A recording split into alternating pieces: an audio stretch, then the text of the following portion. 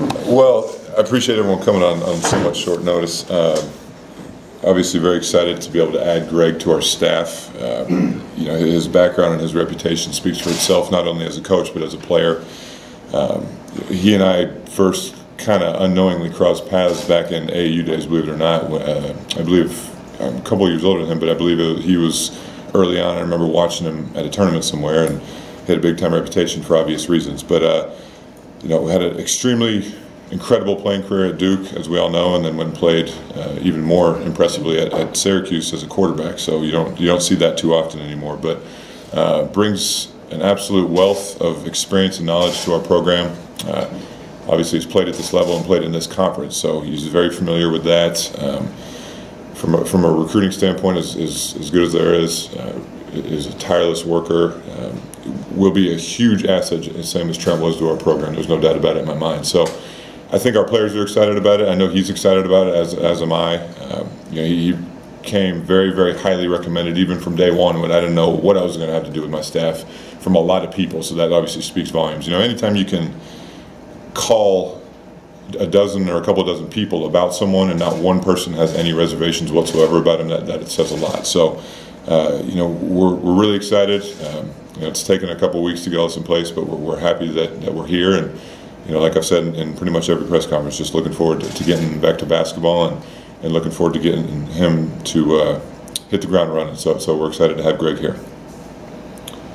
Have you decided, Dave, as far as the division of responsibility, the two people you've got, Trent and Greg?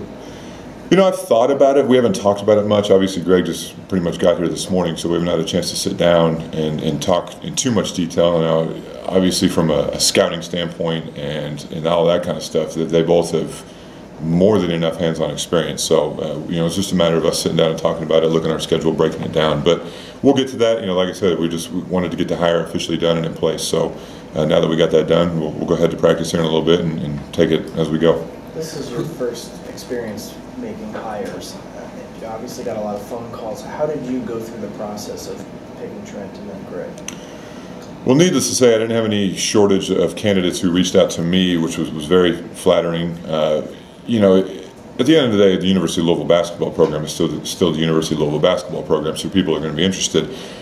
I, for whatever reason, got very lucky because Trent and Greg were both in a situation where they were kind of out of coaching per se, and you know, Trent obviously took last year off, and Greg had a tough ending to his time at Ohio State back in June. So it was a blessing for me that they both happened to be out of coaching. So, you know, timing of it couldn't have worked out better. You know, I talked to some people who, you know, were in still coaching, but you know, it's tough to ask somebody who's in coaching to pick up from a secure job that they have and come here, you know, for 6 months, whatever it is, not knowing what the future holds. But you know, like I said, I was extremely blessed to have these two guys just in the situations they were from a timing standpoint, so it couldn't have worked out better for me in the program.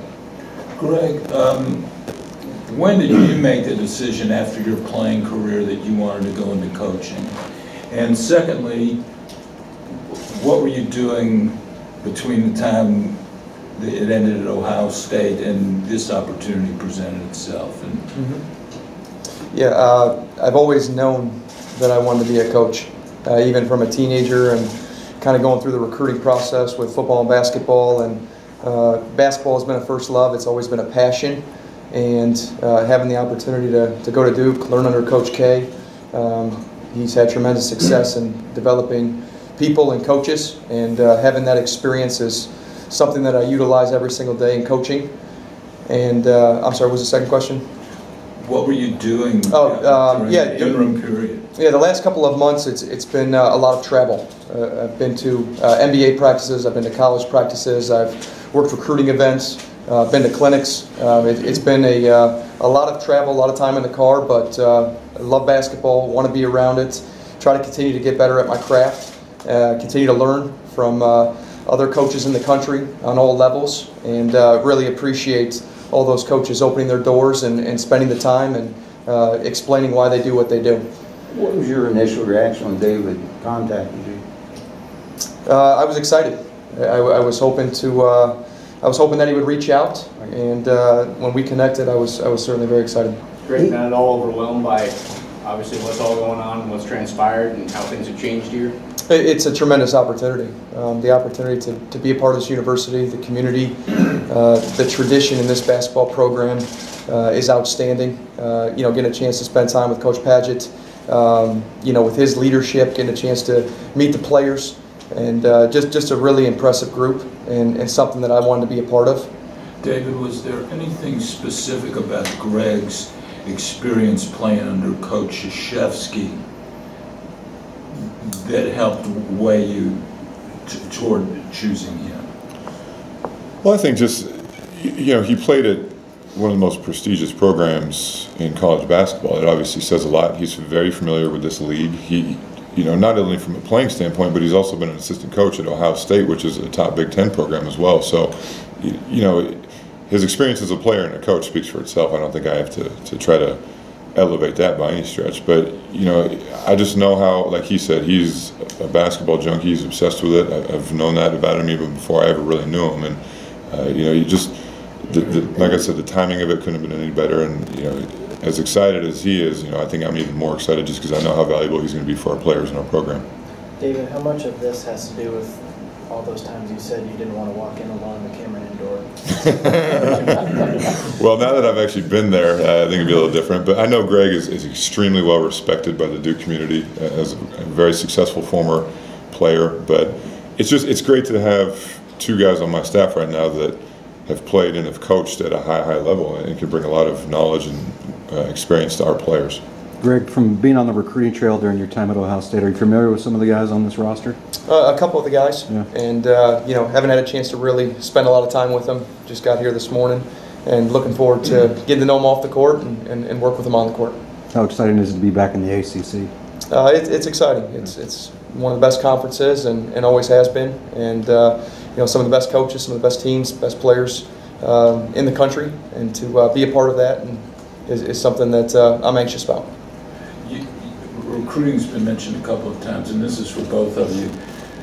What changes, if any, do you all see both in the process and manner of recruiting, given what's going on with the indictments and how it may play out? Do you see any changes forthcoming in how you approach these kids and deal with them?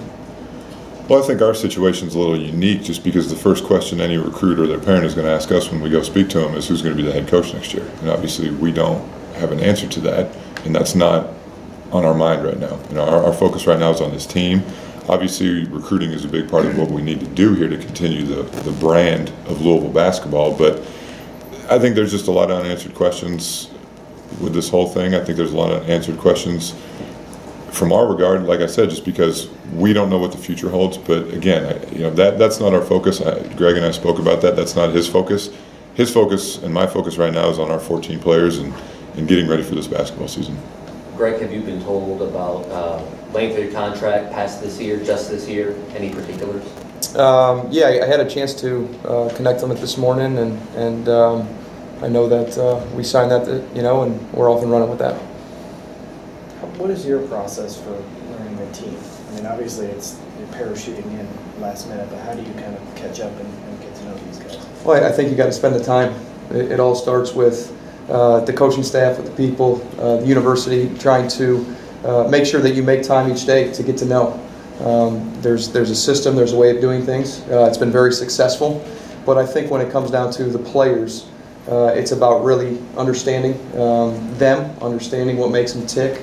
I think the more you can get to know them off the floor and spend that time, the more trust, the more belief, and the more confidence that you can have in developing them on the court. What were your primary duties at Ohio State? I mean, where you spend most of your time recruiting? Were you X and O person, or how? It was covered all those areas over the several years from a standpoint of all the staff members recruited, all involved in the scouting reports, all involved in the X's and O's. Had this situation not arisen, do you know what you would have been doing this coming season? I got asked that question a lot over the last couple of months. But you know what, it was, like I mentioned before, there was a lot of communication going on in terms of other opportunities or potential opportunities, and fortunate that this one, is the one that worked out. When this situation here happened, did you connect right away and think, hey, maybe there's a place I could go, or did this kind of take a while to all happen? It took some time. It took some time to let the process unfold, and then we had a chance to connect when the timing was right for Coach. How would you describe your style? Would you describe yourself as a player's coach, or how would players describe you? Hopefully they describe me as someone that cares about them, wants them to be at their best in terms of as a person in the community and on the floor. Hopefully that they would, I always want to be in the trenches with them. I understand what they're going through, been through a wide range of experiences, and I think that those experiences will allow for a common bond and a connection right away. David, you mentioned the question about who's going to be the head coach next year for the Bruce and maybe the parents. Have you gotten that question, and what's your answer, I guess?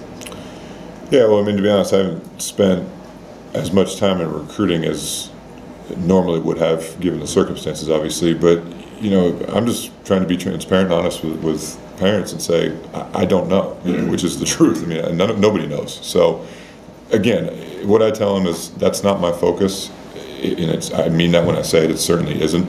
I have 14 players in that locker room who deserve my undivided attention and effort for this basketball season, and that's where all of our agendas and mindsets are right now, is to make sure that we put them in a position to be successful.